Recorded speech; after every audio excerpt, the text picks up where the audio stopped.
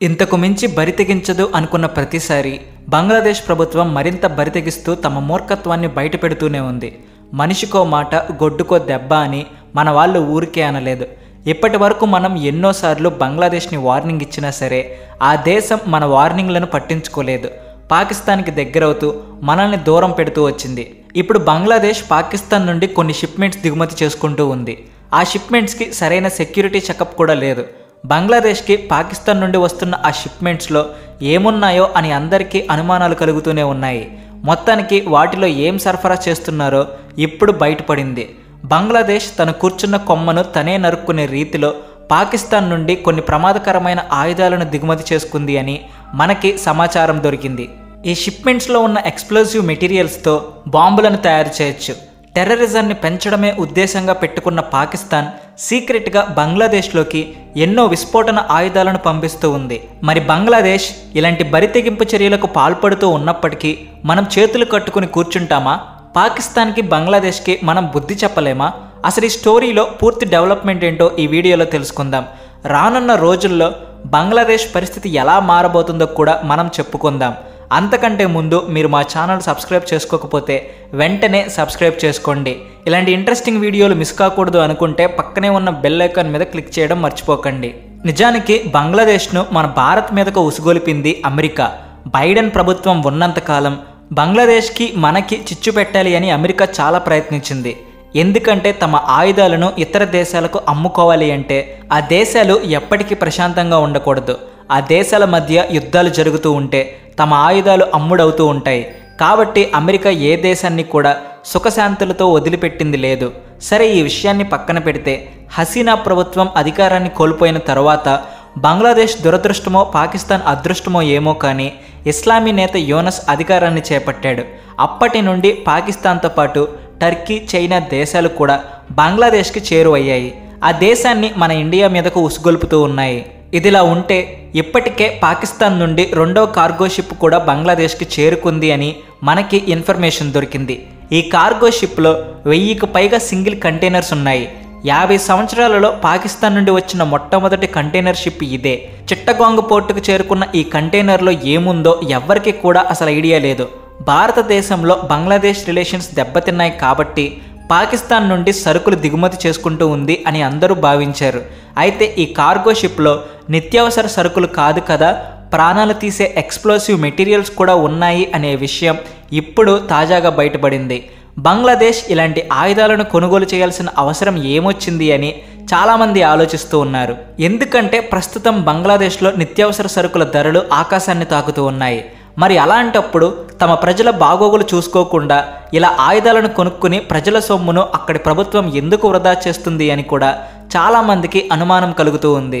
సాధారణంగా మనం కొత్త సంవత్సరం రోజున దీపాలు వెలిగించో లేదా టపాసులు పేల్చో సంబరాలు చేసుకుంటూ ఉంటాము.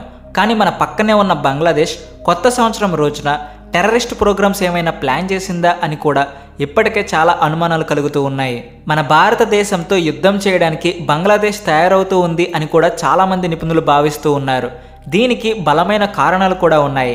బంగ్లాదేశ్లో ఉన్న న్యూస్ పేపర్సే ఈ విషయాన్ని బయటపెడుతూ ఉన్నాయి. ఈ న్యూస్ని మనం గమనించినట్లయితే బంగ్లాదేశ్లో 53 సంవత్సరాల తర్వాత పాకిస్తాన్కి చెందిన ఆర్మీ అడుగు పెట్టడానికి సిద్ధమైంది.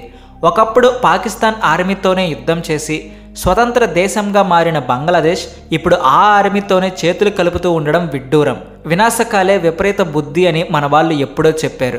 బంగ్లాదేశ్కి వినాశనం కలిగే రోజులు వస్తున్నాయి కాబట్టే ఇప్పుడు పాకిస్తాన్తో చేతులు కలుపుతూ ఉంది. పాకిస్తాన్ ఆర్మీ బంగ్లాదేశ్లో అడుగు పెడుతుంది అంటేనే మన దేశంలో చిచ్చు పెట్టబోతుంది అని మనం గ్రహించాలి.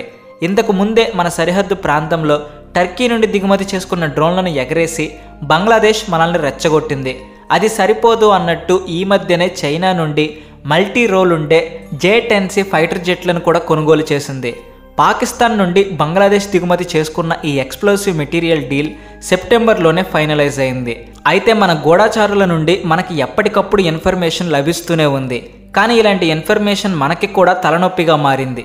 ఎందుకంటే బంగ్లాదేశ్ ఏదైనా టెర్రరిస్ట్ కార్యకలాపాలకు పాల్పడితే అది కేవలం ఇండియా మీద మాత్రమే కాదు, దక్షిణ ఏషియా మొత్తం మీద ప్రభావం చూపిస్తుంది. ఇది తీవ్ర నష్టాన్ని కలిగిస్తుంది. రాజ్నాథ్ సింగ్ కూడా ఈ విషయంలో మన వాళ్ళను అలర్ట్ చేశారు. పాకిస్తాన్ బంగ్లాదేశ్కి పెద్ద ఎత్తున ఆయుధాలను సరఫరా చేస్తూ ఉంది కాబట్టి దీనిని తక్కువ అంచనా వేయకూడదు అని, వెంటనే మనం యుద్ధానికి సిద్ధమవ్వాలి అని ఆయన ప్రభుత్వానికి సూచన చేశారు. అప్పట్లో ఆయన చెప్పిన విషయం ఇప్పుడు నిజమవుతూ కనిపిస్తుంది. మనం మొదటి నుండి కూడా బంగ్లాదేశ్తో మన రిలేషన్స్ మెరుగుపరుచుకోవాలి అని చూస్తూ ఉన్నాము. బంగ్లాదేశ్ని పూర్తిగా బాయ్కాట్ చేయకుండా మనం ఆ దేశానికి ఇప్పటికీ కూడా కొన్ని సరుకులు సప్లై చేస్తూనే ఉన్నాము. ఈ మధ్యనే మన ఇండియా నుండి 2 లక్షల టన్నుల రైసు బంగ్లాదేశ్కి ఎగుమతి చేయాలి అని నిర్ణయం తీసుకున్నారు. మనం ఇంతలా ఫ్రెండ్లీగా ఉన్నప్పటికీ కూడా బంగ్లాదేశ్ బుద్ధి మాత్రం మారడం లేదు. మూర్ఖుడి మనస్సు సంతోషపరచలేము అన్నట్టు బంగ్లాదేశ్ మూర్ఖంగా పాకిస్తాన్ వలలోనే పడుతూ ఉంది. పాకిస్తాన్, టర్కీ, చైనా అండదండలు చూసుకుని మనల్ని సులువుగా ఓడించవచ్చు అని కలలు కంటూ ఉంది. అయితే బంగ్లాదేశ్ వల్ల మనకి ప్రమాదం ఉందా? బంగ్లాదేశ్ మన మీద యుద్ధం ప్రకటిస్తే మనం సిద్ధంగా ఉన్నామా? ఈ ప్రశ్నకు సమాధానం చెప్పాలి అంటే మన దేశ బలాలను తెలుసుకోవాలి. మనం తలుచుకుంటే బంగ్లాదేశ్ లాంటి దేశాలను చిటికలో నాశనం చేయడం సాధ్యమవుతుంది. అయినప్పటికీ మనం బంగ్లాదేశ్ మీద ఎలాంటి యాక్షన్ తీసుకోకుండా చూస్తూ ఉండడానికి మనమే ముందుగా ఏ దేశం మీద యుద్ధం చేయకూడదు అని గతంలో కుదుర్చుకున్న ఒప్పందమే కారణం. బంగ్లాదేశ్ మన మీద తనంతట తానుగా దాడి చేస్తే తప్పించి మనం ఆ దేశం మీద దాడి చేయలేము.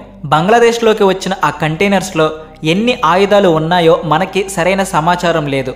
ఈ విషయాన్ని బంగ్లాదేశ్ వాళ్ళు సీక్రెట్గా ఉంచారు. కానీ పాకిస్తాన్తో బంగ్లాదేశ్కి జరిగిన డీల్ బట్టి 40,000 రౌండ్ల మందుగుండు సామాగ్రి, 2,000 యూనిట్ల గన్ పౌడర్ని, ఎక్స్ప్లోసివ్ మెటీరియల్ని కూడా దిగుమతి చేయాలి అని ఒప్పందం కుదిరింది. వీటిని ట్యాంకుల్లో ఉపయోగిస్తూ ఉంటారు.